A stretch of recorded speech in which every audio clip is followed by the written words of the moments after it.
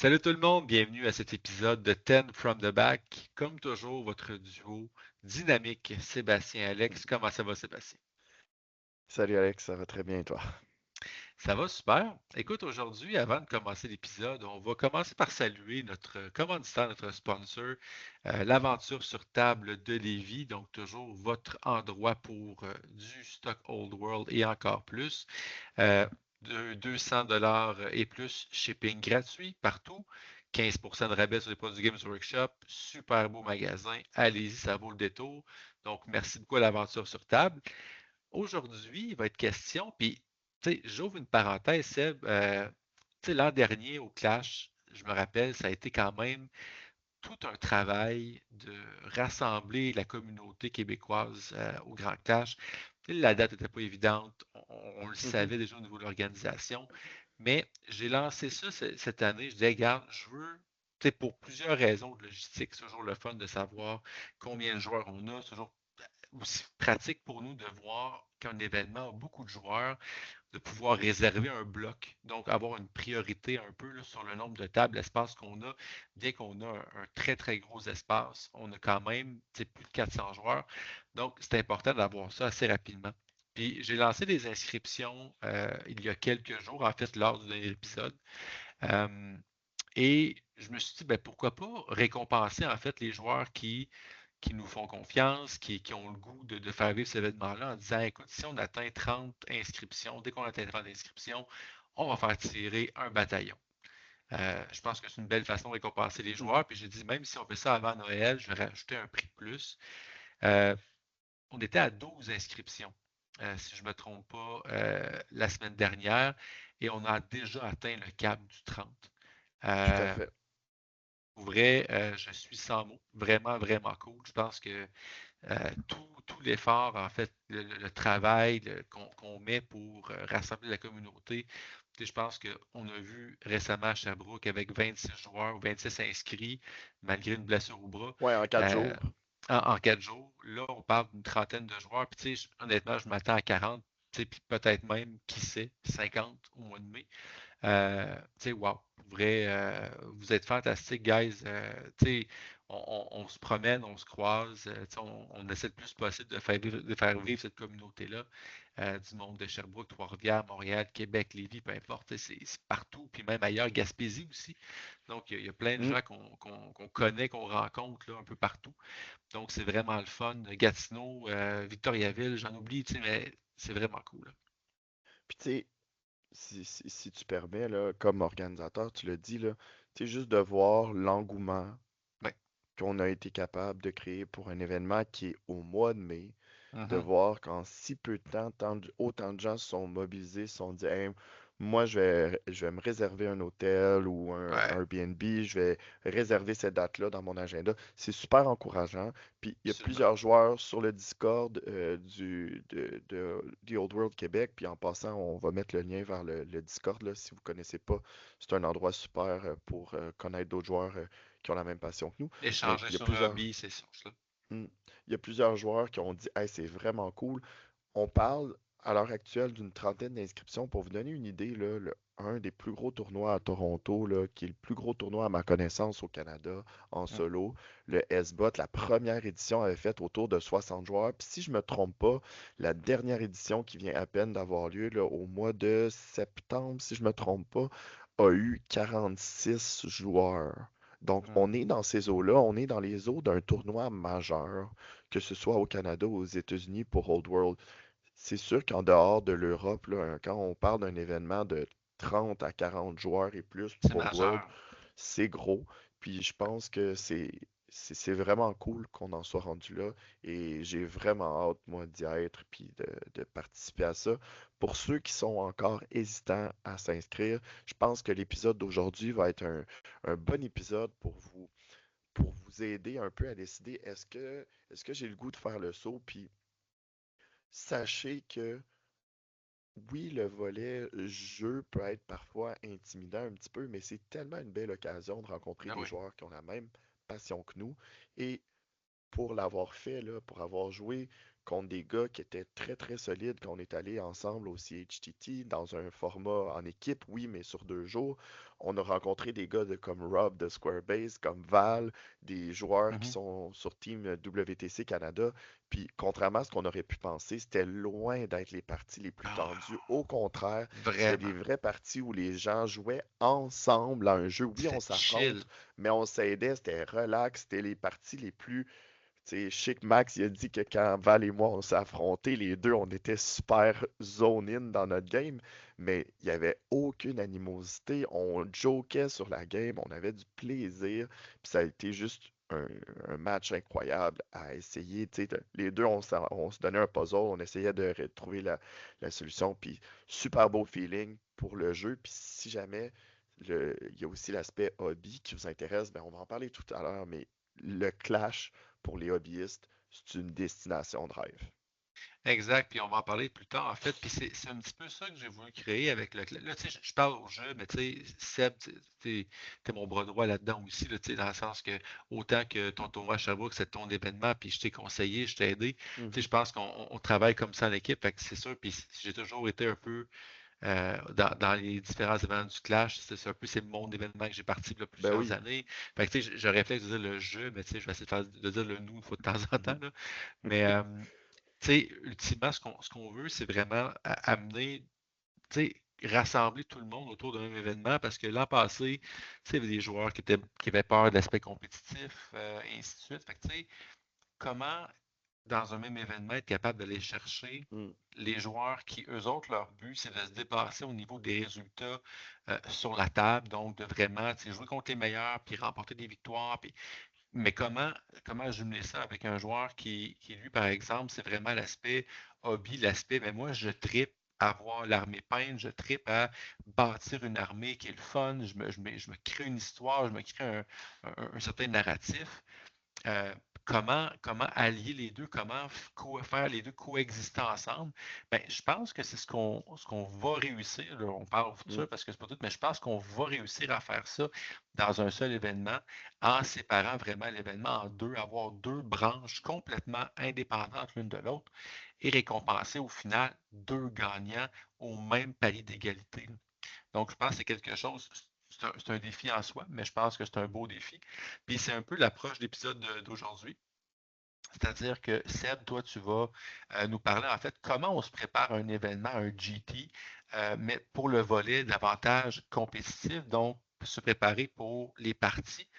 Moi, j'ai plus du côté plus narratif, le côté la branche Hobby Hero, donc qui inclut par exemple la peinture, le thématique, sportsmanship, ces choses-là. Donc, on va aborder vraiment ces deux aspects-là. Mais avant toute chose, chose promise, chose due. Chose due.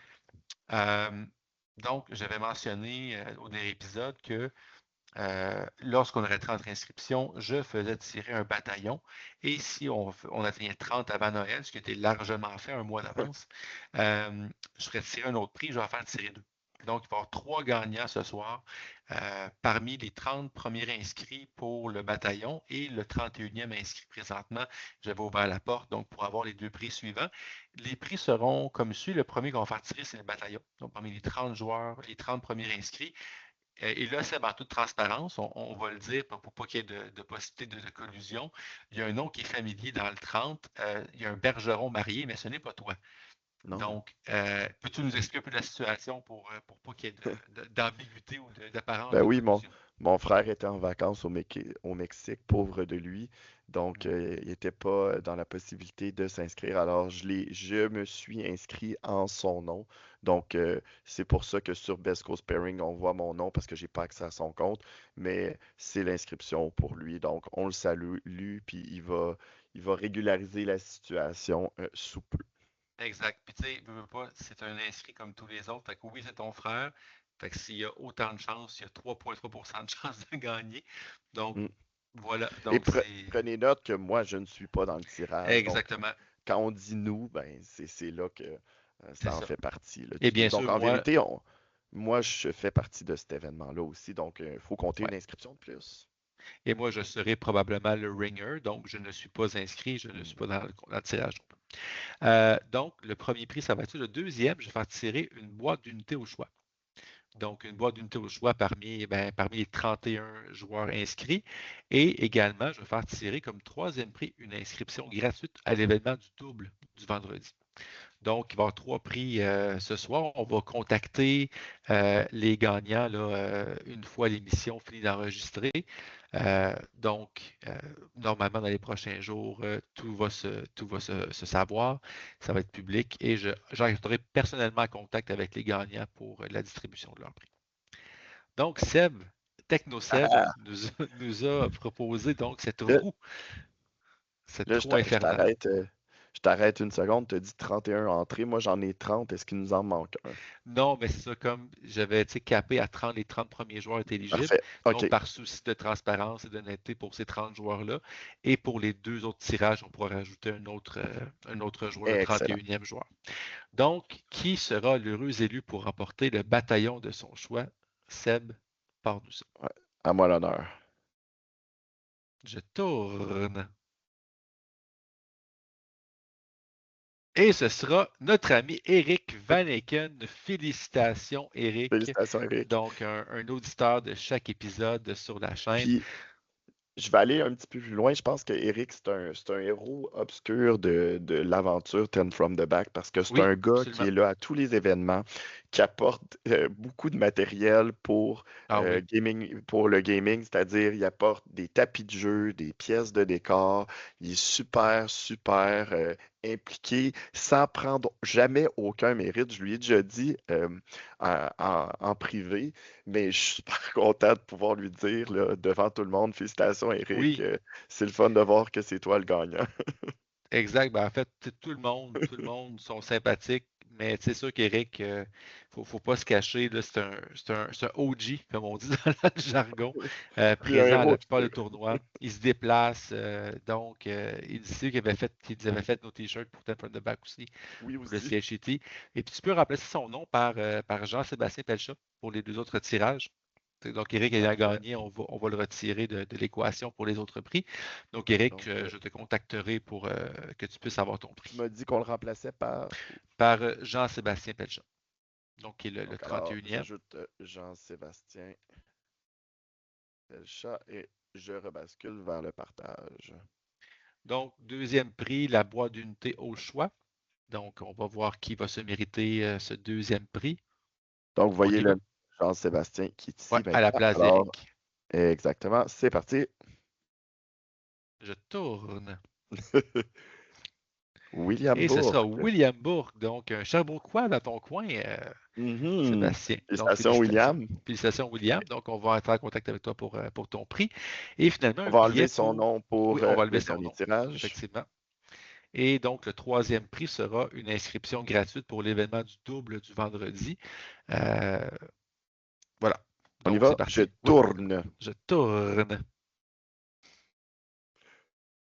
Et ce sera Victor. Oui, Victor Boivin. Félicitations. Donc, d'après moi, lui et Dada vont faire une équipe, donc des amis de Gatineau. Bravo, les gars. Félicitations. Votre double est donc payé pour le clash. Félicitations. Donc, Et ça fait le voilà. tour des gagnants. Donc, Eric Van Eken pour le bataillon, William William Bourque Bourque. pour la boîte d'unité et Dada ou Victor Boivin pour le double. Félicitations, messieurs. Euh, donc, on passe maintenant à notre sujet de C'est le la fun de faire des semaine. tirages. Oui, puis Ça me j'en permet de profite. dire, c'est ça, j'allais. C'est le fun de C'est faire ça. des tirages. On est tout proche de nos 500 abonnés, Yeah. donc, et si vous voulez un autre bataillon à faire tirer comme ça sur la chaîne, je vous invite à vous abonner le plus rapidement possible pour qu'on puisse faire un épisode spécial pour notre 500e abonné, dans Exact. lequel on fera tirer un bataillon au choix, On aime ça. grâce à l'aventure sur table. Merci beaucoup, Justin, encore. Ceci étant dit, on y va avec justement. Donc, on parle du clash, oui, c'est dans plusieurs mois, mais tu sais déjà, il va y avoir beaucoup de changements. On sait maintenant qu'il va y avoir un FAQ au mois de janvier. Euh, D'ailleurs, je pense que tu nous réserves éventuellement bientôt dans un épisode Ça s'en subséquent, là. vient, il y a des petits On, on- oiseaux qui chantent ouais, des choses. Ouais. on est en train de rassembler. Je dis on. Tu es en train de rassembler des rumeurs. Nous, nous, Oui, oui, nous, mais surtout toi. Donc, moi, en fait, je reçois, mais bref. toi, Donc, tu me mets de la pression. je te mets de la pression. exactement. Euh, ouais, c'est ça. Donc, on y va avec essentiellement là, comment on se prépare pour un GT lorsque notre objectif, par exemple, c'est de vouloir compétitionner sur la table. Donc, je te laisse le micro, je vais intervenir, mais c'est ton segment à toi, Seb. Donc, comment tu te prépares pour un événement? Bon, c'est sûr qu'il y a une tonne et une tonne de données à prendre en compte, mais là, je vais passer par-dessus le fait que vous avez choisi quelle armée vous alliez jouer, Ouais. parce que, bon, pour certaines personnes, il y a une seule armée qui existe, pour d'autres joueurs, il y a plusieurs options sur la table. Donc, une fois que vous avez choisi l'armée que vous avez l'intention de jouer, je pense que vous devez vous poser la question, cette armée-là dans la méta dans laquelle on va évoluer. Parce que là, on peut parler de ce qu'on voit dans les grands tournois aux États-Unis ou sur Internet, mais au final, on va affronter des gens locaux majoritairement. On Donc, connaît quand on souvent. connaît un petit peu qui sont les forces en présence, ça nous permet un peu d'aiguiller ce qu'on va faire. Par exemple, je sais que David Faust, lui, quand il est à Montréal, il pense toujours au Green Knight parce qu'il sait que Eric va l'apporter. Hmm. Donc, c'est le genre de questions auquel il se doit de réponse. Mais ça, c'est un petit peu la lecture que chaque joueur doit se faire. On connaît un petit peu les joueurs qui sont là, on a une bonne idée des armées qui vont jouer. On se pose la question, moi, est-ce que je suis capable de poser une question à ces gens-là ou je suis plus en situation où je dois répondre à ce qu'eux vont me poser comme question? Ça, c'est la première étape. Une fois qu'on a choisi la liste qu'on va jouer, puis là, ça, peu importe la liste que vous allez jouer, le meilleur conseil que je peux vous donner, c'est connaissez votre liste et pratiquez-la. Une bonne liste, c'est bien. Une liste qu'on connaît bien, c'est Mhm. beaucoup mieux. OK? On peut prendre une très bonne liste, puis si on n'a aucune idée comment la jouer, ça ne fera pas grand-chose. Au contraire, on Mhm. peut jouer quelque chose que sur papier, ah, ça me semble un petit peu moins fort, mais quand on est capable de bien utiliser toutes les subtilités de notre liste, tout d'un coup, on débloque plein de possibilités qu'un joueur autre ne verrait pas. Je trouve une question en fait là-dessus, puis c'est une question que on va quand même souvent poser là. Euh, à quel point, mettons que tu dis, bon, OK, je suis dans une ligne je suis dans un processus, en fait, je veux me rendre à un tournoi d'envergure, je prépare une liste. À quel point, une fois que j'ai décidé, bon, j'ai conceptualisé, je joue des parties, à quel point je la modifie? Tu sais, parce qu'à un moment donné, plus tu la modifies, plus c'est que tu reviens un peu au processus d'apprendre à la connaître, alors que quand tu la connais, ben, puis tu joues des parties, tu apprends avec cette liste-là, tu es peut-être plus à même de pouvoir dire, OK, je sais contre tel match-up, Hmm. j'ai pas de chance. Où est-ce que Ça, tu te c'est situes là-dessus? très, très personnel. Personnellement, la réponse, c'est très peu. OK? OK. Parce que j'essaie de bien faire mes devoirs, de voir, OK, je connais mon style de jeu, je sais ce Mhm. que j'aime, je sais ce qui est efficace avec mon style de jeu, avec mes connaissances mécaniques du jeu. Donc, une fois que ça c'est bien établi, ça me donne mes paramètres de base. Puis après ça, souvent, j'ai deux, trois petits points d'interrogation, mais pas plus. Parce que si tu as 8 points d'interrogation avant même de mettre ta liste sur la table pour la Mhm. tester, pour moi, c'est signe que tu ne sais pas assez ce que tu veux faire. Puis on s'entend, là, moi je parle dans une optique de performance. Mon objectif, c'est de faire un placement dans les 5 premiers. Je mets du temps. Si tu t'en vas là pour jouer 5 games, jouer solide, joue n'importe quelle liste, pratique-la autant que tu veux, puis tu vas être capable de faire un bon résultat. Mais quand tu veux vraiment aller chercher les places d'honneur, ça prend un petit plus de préparation, bien souvent. Puis moi, je pense que c'est mieux de faire beaucoup de répétitions avec une liste avant de considérer des changements. OK. Parce que souvent, ce qui va arriver, c'est qu'on va peut-être avoir une expérience qui est teintée par une série de mauvais résultats au niveau des probabilités, puis c'est pas toujours un bon conseil de faire des changements sur ah, mais cette game-là, il n'y a rien qui a bien fonctionné. Mon Mhm. dragon, pas capable de faire une wound. Mes unités touchaient jamais. Ouais, mais statistiquement parlant, c'est-tu supposé d'arriver à toutes les games, Ouais, ça? c'est ça. Donc, souvent, là, on se souvient tous de 7 games où rien Mhm. n'allait bien, mais on ne se souvient pas des 9 autres où tout allait normalement et ça a très bien été. Exact. Exact. Donc, moi, je suis pas fan là, de faire des gros changements majeurs à une liste après une mauvaise performance. Ça va vraiment me prendre là, plusieurs matchs où je me dis, sais-tu quoi? C'est vraiment, ça clique pas, ça y va pas. Là, je vais faire des Mhm. changements. pour être totalement franc avec toi, dans mes 2 dernières années de gaming, c'est pas arrivé. Mhm. Tu sais, j'ai eu des petits changements mineurs. Ah, j'hésite entre tel setup pour mon héros, pour mon général, un objet magique peut-être de différence, une unité ou une autre C'est unité vrai. des fois. Mais les concepts, parce que j'ai bien identifié La ce que je base. cherchais à accomplir, rendu là, ça va bien. Puis on a des archétypes aussi sur lesquels on peut se Oui. baser sans copier ce qui se fait partout. Regarder ce qui fonctionne bien ailleurs. Dire, OK, oui, ça, j'aime ça, je prends telle Mhm. chose. Des fois, on mélange deux concepts parce que ça convient mieux à notre style. Puis après ça, ben, on y va. Fait que le clash, c'est au mois de mai. Fixez-vous un objectif de partie. Bon, ben moi, Ouais. je veux au moins jouer 20 parties avant. Pour certaines personnes, ça va être énorme, 20 parties avant le clash, puis c'est correct. Pour d'autres, ce qui est plus réaliste, c'est d'en faire 7 ou 10. Puis pour d'autres personnes, ça va être d'en faire 30, 40, 50 selon la fréquence à laquelle vous jouez. Est-ce que vous jouez seulement en personne? Est-ce que vous utilisez une plateforme comme Warhol aussi pour Mhm. essayer de vous aider à avoir un petit peu plus de répétition? Donc, ça peut être dire, je joue une fois par semaine, toujours à peu près la même liste, avec des petites variations. Comme ça, rendu au clash, je vais bien la maîtriser. Puis, tu sais, ça me permet de faire un petit peu de pouce sur la prochaine chose que je veux dire, c'est bien maîtriser les différentes phases. Mhm. Personnellement, je me fais toujours un petit aide-mémoire. Là, on ne le voit pas super bien, malheureusement, mais je pourrais On le en voit mettre bien. une photo. Il est beaucoup plus petit que ce qu'on retrouvait dans la boîte de départ où on avait 4 pages Mhm. avec plein de références. Moi, je me suis mis, c'est un format, si je ne me trompe pas, 4 pouces par 8 pouces. Puis, j'ai dans chaque phase, qu'est-ce que je veux faire avec mon armée, les choses que je ne dois absolument pas oublier. Puis, si je les plastifie, alors je peux écrire dessus. Donc, avant chaque début de tour, je prends le temps de regarder, OK, dans telle phase, qu'est-ce que je veux faire, dans telle phase, qu'est-ce que je veux faire, dans telle phase, qu'est-ce que je veux faire. Puis après ça, je commence mon tour, toujours en regardant mon petit aide-mémoire. Ça me permet de gagner beaucoup de temps. Puis ça, le temps, c'est vraiment quelque chose qu'il faut s'habituer. Quand on joue à la maison avec des amis, on a tout le temps du monde. Ben, dans un environnement de tournoi, nos rounds sont chronométrés.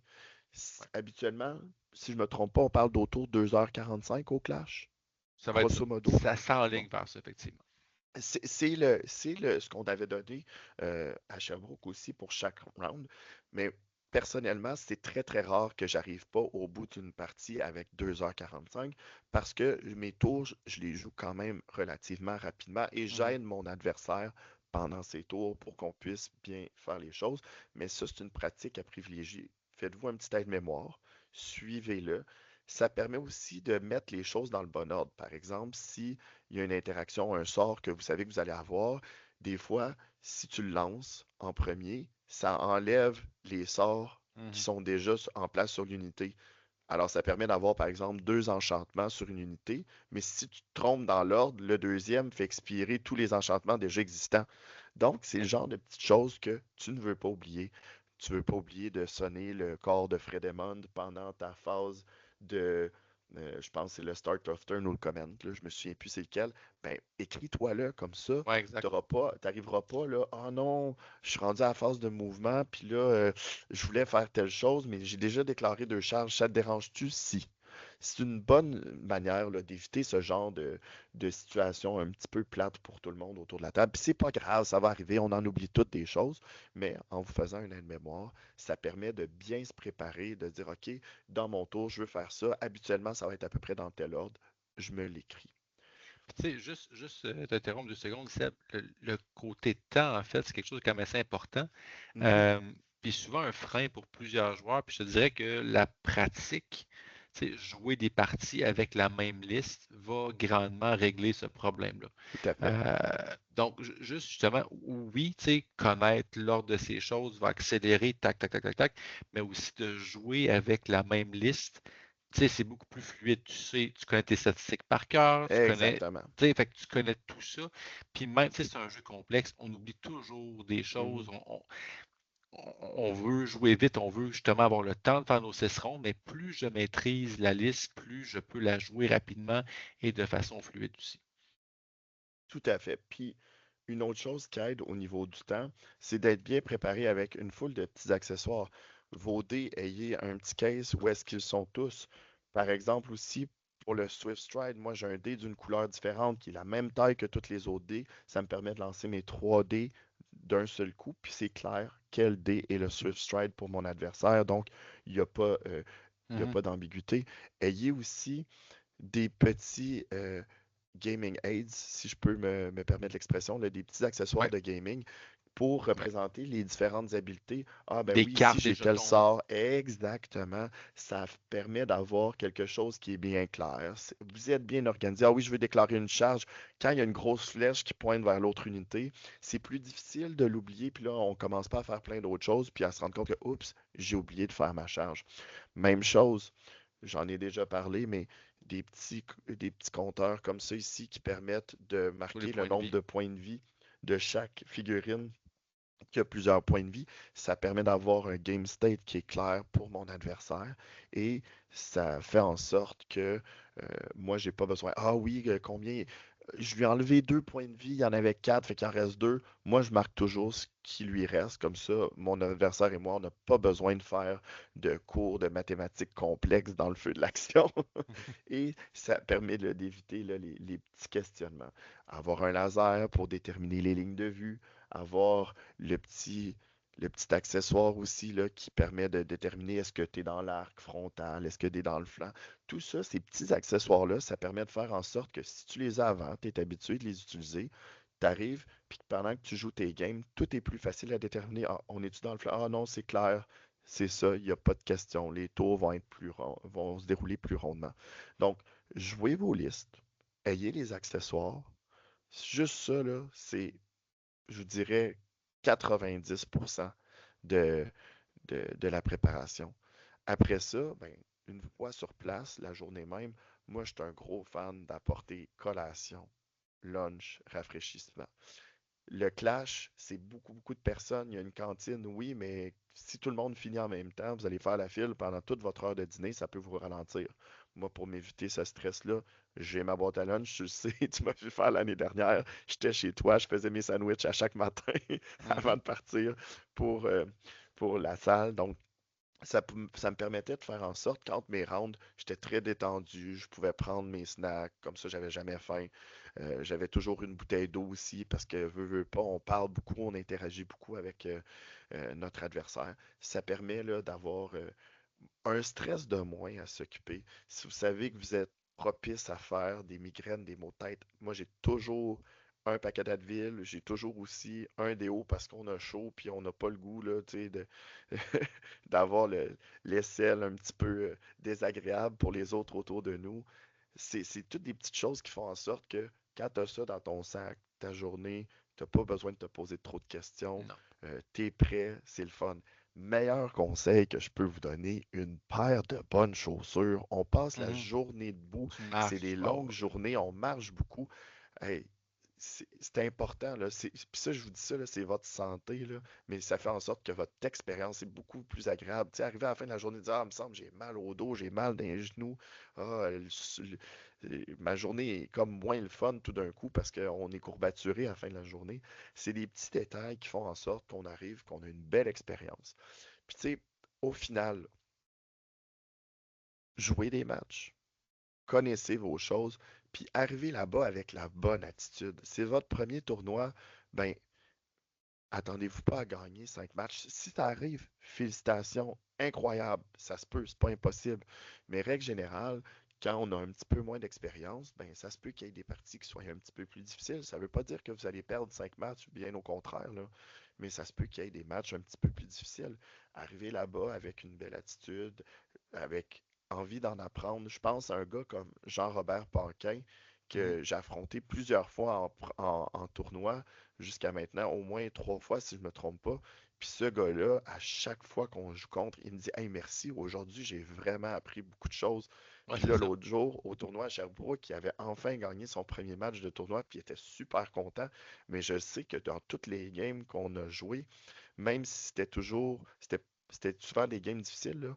Il y a eu une fois que ça a été très serré, mais sinon, ça a été souvent très fortement en ma faveur. Mais il me disait, hey, telle chose, j'ai appris ça. Prenez des notes des choses que vous apprenez. Mhm. Encore aujourd'hui, là, j'en apprends à toutes les semaines sur ce jeu-là. Euh, il y a tellement d'interactions complexes, ça se peut des fois qu'on se fasse prendre par quelque chose qu'on n'avait pas vu venir ou qu'on était moins, qu'on connaissait un petit peu moins. C'est dommage, mais ça arrive. Prenez-le en note. On apprend beaucoup plus de nos erreurs que de nos bons coups. Tu sais, je Tout à fait, pense que tu le sais, là, toi tout aussi, à fait. tu Ah es oui, enseignant tout comme moi, là, puis on dit souvent à nos élèves, en faisant des erreurs, là, c'est une belle opportunité d'apprentissage.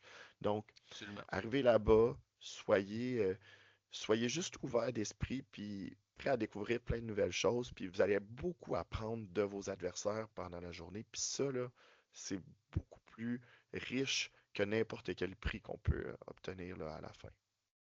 Cool. Ben, merci beaucoup, Seb. Je pense que pour vrai, tu as vraiment mis le doigt sur comment l'attitude à avoir, se préparer, être prêt pour un événement. Puis tu sais, surtout, puis je vais rajouter en fait, ce qui fait partie d'un GT, en fait, d'un événement majeur, c'est qu'on va sûrement jouer contre des gens qu'on n'a jamais affrontés. Donc, Mhm. on va apprendre justement une nouvelle façon de jouer, une autre méthode d'une autre région qu'on connaît moins. Donc, je pense que l'opportunité d'apprendre et d'échanger, c'est vraiment là. Puis, si tu me permets, juste pour clore le Oui, segment, s'il y en oui, a qui ont des questions un petit peu plus pointues, là, puis auxquelles je n'ai pas répondu, écrivez-nous, gênez-vous pas dans les commentaires, en privé, sur Facebook, dans les différents groupes, sur Discord. Ça va me faire plaisir. Ou toi, je sais que ça va être la même chose, là. Vous voulez des conseils sur votre liste ou peu importe. Gênez-vous surtout pas. J'ai essayé d'avoir une approche assez globale, mais j'ai plein d'autres conseils pour ceux que ça intéresse, puis qu'ils ont de ben l'intérêt oui, pour ça. Donc, gênez-vous surtout pas. absolument. Mais qu'est-ce qu'on fait pour devenir le hobby hero? Et Tu ça là, j'écoute. Attends, bouge pas. Tu sais, je sais, t'ai dit que c'était important d'avoir une belle attitude et de prendre des notes. Alors, écoute, vas-y, tu sais, Alex. Je je suis vais être prêt. franc, je vais être franc, tu sais, je suis pas la référence, loin de là. Euh, mais tu sais, c'est quand même, on a quand même gagné ensemble au CHT le best team, best Ouais. sportsmanship. On avait C'est fini quand en même troisième ça, place, puis meilleur esprit sportif, effectivement. exact. Puis tu sais, je pense, en fait, je me mets un peu dans la peau du hobbyiste, tu sais, que lui, justement, va là pour. Tu sais, je prends pour acquis qu'une personne, que son objectif, c'est de bien performer dans le milieu du hobby, c'est quelqu'un qui est un hobbyiste. C'est quelqu'un qui aime convertir, qui aime peindre. Tu sais, je sais que c'est pas ton cas, c'est pas non plus le mien, malgré tous les efforts que j'y mets. Tu sais, je fais quelque chose de respectable, mais c'est pas une passion pour moi Mhm. de peindre, d'assembler. Tu sais, je vous dirais, je pense, si votre objectif, c'est de challenger le hobby hero, c'est si vous êtes quelqu'un qui jouait en bonne partie à cause du hobby, je pense qu'au niveau peinture puis conversion, puis j'ouvre une petite parenthèse, pour le clash, plusieurs me demandent en fait, là, tu sais, c'est quoi qu'est-ce que ça va être les exigences en peinture? Mhm. On va avoir une exigence qui va être un point de départ, on va le dire comme ça. Puis, je l'ai déjà annoncé sur la chaîne, en 2027, notre but, c'est d'être pleinement peint. Mhm. Donc, ça fait quand même 2 ans que le jeu est sorti. Je pense que les gens ont eu l'occasion, Seb, de peinturer leur figurine, d'avancer leur armée. Euh, mais tu sais, mais justement, on veut quand même laisser la chance aux retardataires de pouvoir rattraper le temps perdu. On va le dire comme Hey, ça. moi, je pensais que tu t'étouffais pour de vrai, je m'inquiétais, là. Non, non, non, non. Puis dans le fond, c'est ça. Fait que 2027, notre but, c'est d'obliger les gens à avoir une armée qui est peinte. Je pense que c'est Mhm. dans 1 an et demi, je pense que c'est tout à fait réaliste. Et là, les dates du clash seront toujours le début mai. Donc, Mhm. dorénavant, là, donc, on a un point d'ancrage. Ce qu'on va demander, en fait, pour 2026, c'est d'avoir au minimum un personnage et une unité de peinte. Euh, Puis là, je te pose la question, une unité, qu'est-ce que ça veut dire? Parce que je sais que là-dessus, des fois, les gens n'ont pas tous la même conception, mais je pense que c'est important de le préciser comme ça. Ça ouais, va donner des objectifs clairs pour tout le monde. On va tous partir avec la même chose en tête. tu sais, par exemple, ton personnage, ça peut être ton petit héros à pied de l'Empire, ça peut être ton dragon du chaos. C'est un personnage. Ou ton dragon Tomb King. Ton unité, ça peut être ton régiment de 40 gobelins de la nuit. Ça peut être une machine Mhm. de guerre. Ça peut être 5 chiens. Donc, une unité, tu sais, c'est pas. C'est très accessible. Oui, tu sais, ça peut être, ben moi, j'ai peint un canon puis un héros. Voilà, j'ai une Mhm. unité et j'ai un personnage de peint. Si on veut juste récompenser, on veut juste inciter les gens à peindre, Puis, tu sais, je pense que c'est un Partir la bon, c'est un machine. point exact, c'est un point de départ. Exactement, tout à fait. Puis, tu sais, je vais saluer Pascal Fournier de Lévis. Tu sais, on a eu cette discussion-là quand je m'y suis rendu il y a quelques temps. On parlait justement donc cette discussion m'a vraiment allumé. Tu sais, je trouvais ça intéressant de voir. Puis, lui, en fait, ça m'a vraiment surpris parce que traditionnellement, ce qu'on a comme, euh, comme point, c'est quand quelqu'un te demande est-ce qu'il faut être pleinement peint, généralement, ça sous-entend que ben moi, je suis pas peint, fait que je ne pourrais pas y aller si c'est le cas. Mhm. Fait que ben, je dis ben non, tu sais, il n'y a pas d'exigence de peinture. Ah ben moi, ça ne m'intéresse pas. Fait que là, j'ai fait oh, OK, c'est pas tout à fait ce que je m'attendais, mais son raisonnement était super bon. Ben moi, tu sais, je, Mhm. je me Tout à force fait. pour arriver avec une armée peinte. J'aime ça quand c'est peint. J'aime ça quand mon adversaire c'est peint. Fait que tu sais, je m'attendrais à ce qu'il y ait. Puis j'ai trouvé ça Un vraiment minimum. intéressant. Ouais. Exact, j'ai trouvé ça vraiment intéressant. Puis je voulais pas justement donc nous contraindre à être pleinement peint là, mais je pense que c'est un objectif à court terme qui est tout à fait raisonnable, sachant que dans un an et demi, par contre, on va être dans une exigence de pleinement plein. Puis tu sais, si tu permets, là, je regarde juste le dernier tournoi qu'on a fait à Sherbrooke. On n'était pas full paint, mais quand je regarde, là, la plupart des gens avaient au moins Ouais. 50% de leur mais peint, Ah si oui, c'est oui. pas plus. Donc, on Ah n'était oui. pas loin. Il y a quelques retardataires. En OK, fait, j'en fais t'as- partie. Je suis Seb, coupable. t'aurais fait baisser la moyenne si t'avais joué. Et pas à peu près parce que Hmm. j'avais une figurine avec un peu de couleur dessus. Ben, c'est ma nouvelle armée. On va m'excuser. Ah Mon ouais. autre, j'aurais eu deux figurines avec de la peinture C'est dessus. ça, c'est ça, c'est ça. Ben, donc, fait que c'est ça. Revenons un peu, donc j'ai parenthèse est fermée, donc oui, puis on veut vraiment promouvoir avec le clash l'aspect hobby de la chose. Euh, L'aspect peinture puis conversion, tu sais, je vous dirais, c'est sûr que ce qui va faire du tape à l'œil, c'est l'aspect unique de l'armée. Puis on s'entend avec l'industrie du 3D printing. On aura d'ailleurs un épisode là-dessus éventuellement, là, tu sais, comment commencer dans le hobby, puis Mhm. sur un budget. Puis bon, le 3D printing, je pense, permet beaucoup de choses à ce niveau-là. Euh, tu sais, je pense que si vous êtes capable de la personnaliser, ça, c'est ce qui va aller vous chercher des points au niveau de l'apparence, au niveau de la peinture. Tu sais, je pense qu'une armée qui look, tu sais, oui, chaque armée sera évaluée sur la technique de peinture, mais le look va vraiment l'attirer aussi. Fait que, tu sais, je pense que avoir un aspect vraiment individuel, quelque chose qui se démarque, va aussi, c'est sûr, on s'entend, si vous êtes talentueux en peinture, tant mieux, mais une personne qui n'a peut-être pas le talent d'un Golden Demon, d'aller chercher une armée qui est personnalisée, c'est quelque chose qui peut être très, très bien.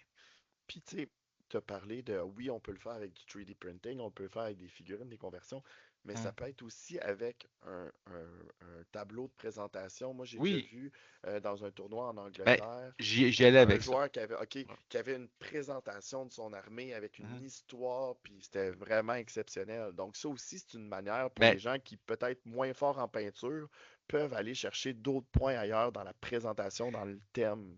en fait, tu sais, justement, c'est là où je m'en allais parce que dans le volet Hobby Hero, il y a trois sous-volets, si on veut. Il y a l'aspect peinture. Il y a aussi l'aspect esprit sportif, sportsmanship, que je vais aborder en dernier. Et il y a également l'aspect thématique. Et là, avec ton plateau de présentation, avec ton historique, c'est là qu'on est là-dedans. Euh, tu sais, pour certains, en fait, ben moi, j'ai envie de mettre les figurines que je trouve belles. J'ai envie de jouer avec qu'est-ce que j'aime, qu'est-ce que j'ai peint, qu'est-ce qui est beau, qu'est-ce que je suis fier. C'est pas les choix les plus tactiques, mais c'est ça que j'ai, puis c'est ça que j'aime. Ben, allez-y all-in là-dedans. Mhm. Donc, puis tu sais, justement, tu l'as dit, agrémenter le tout avec un beau plateau de présentation. Puis oui, l'histoire, on va les lire. Puis ça amène vraiment un petit cachet, nommer les personnages, nommer les unités. Donc, il y a ce genre de petit côté hobby qui est vraiment intéressant puis qui peut vous démarquer au niveau de la thématique. Tu sais, les gens vont prendre le temps de lire. Ah oui, ok, ça c'est intéressant. Puis ça, c'est toujours un happening. Être capable de voir vraiment qu'est-ce que le créateur de l'armée, à quoi il pense, comment il voit ça.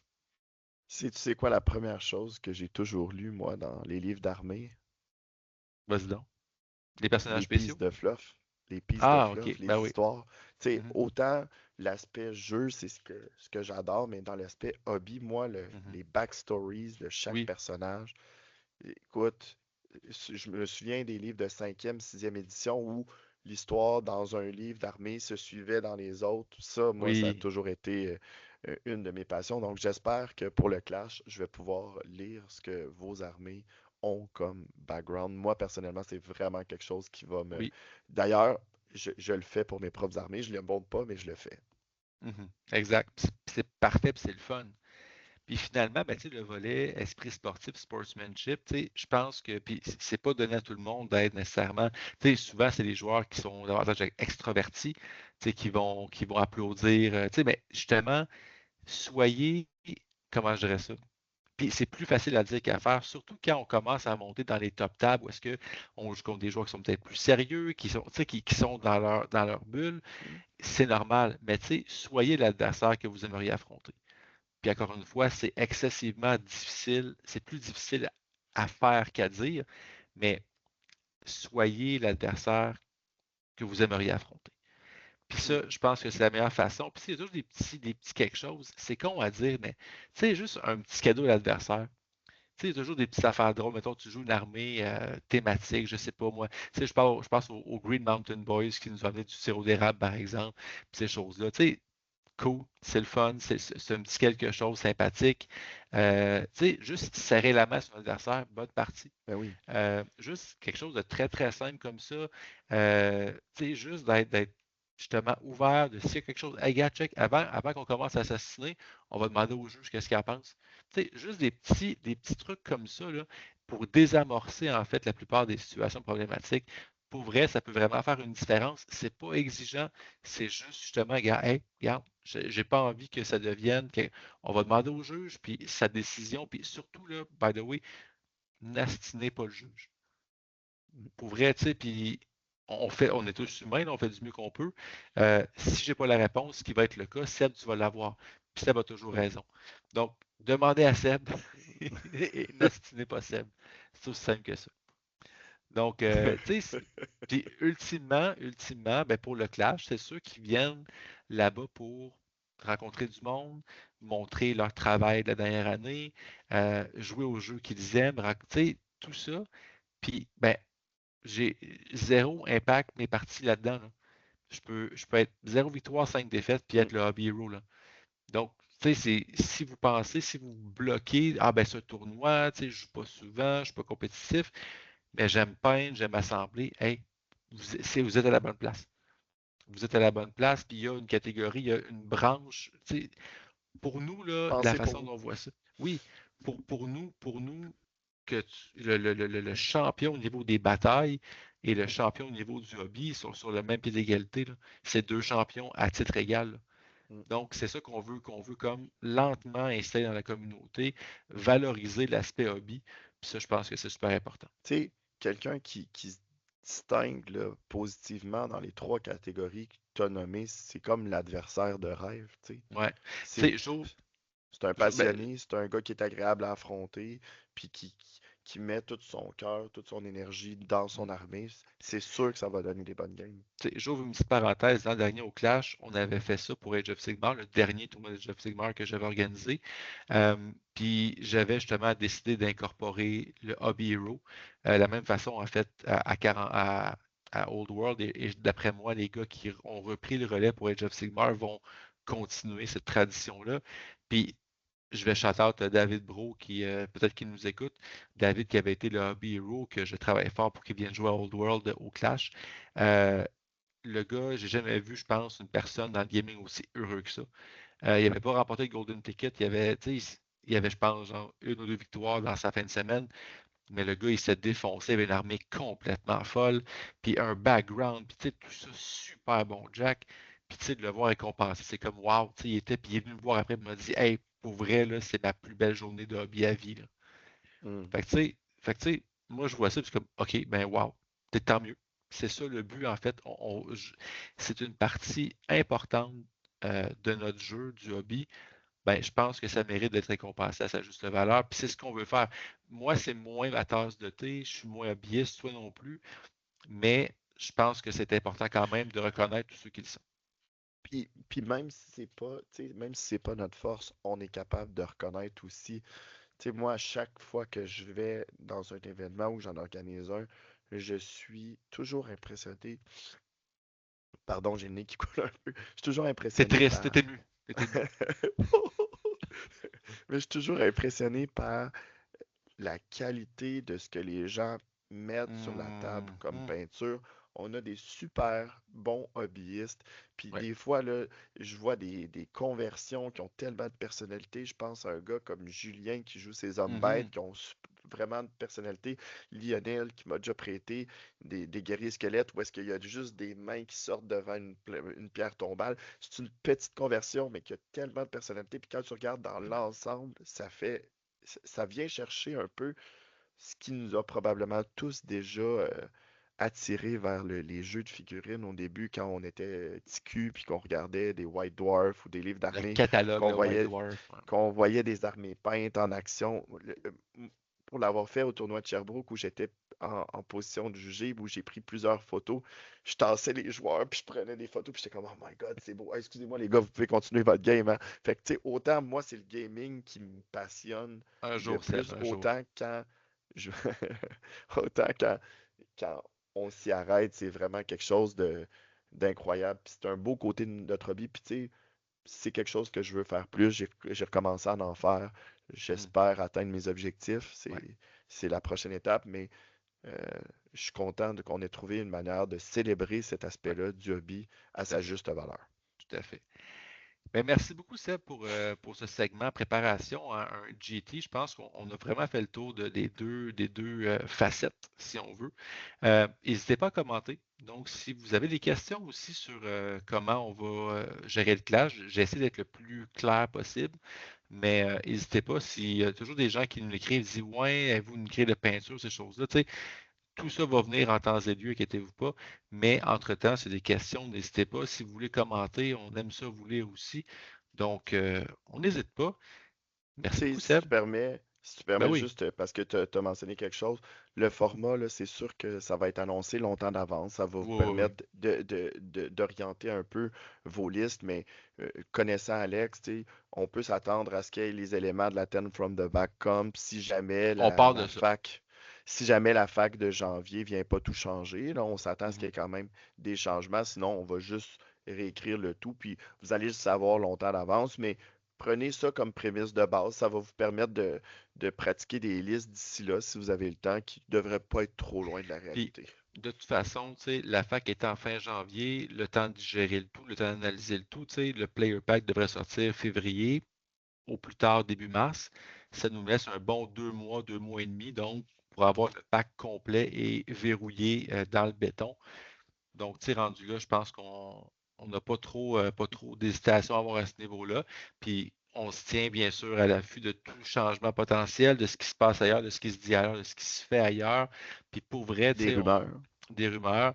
Puis, pour avoir eu des joueurs américains qui sont venus, tu sais, qui nous ont félicité sur notre pack. Mm. Donc, vraiment un pack, tu sais, clean, correct. Fait que, tu sais, je pense qu'on a fait un bon travail. On n'a pas fait ça au hasard. Je pense que c'était le fruit on a vu plein, plein de compositions. On a essayé de faire le mieux pour la communauté. Donc, inquiétez-vous pas qu'on va mettre le même effort, le même sérieux pour le pack du Clash et pour tous nos autres événements, Mm. 10 from the back éventuellement, qui seront organisés aussi. Ben, merci beaucoup, Seb, en espérant que vous avez apprécié. Et tout ce qu'il nous reste à vous dire, c'est de vous amuser dans le vieux monde. À la semaine Ciao, prochaine. à la semaine prochaine.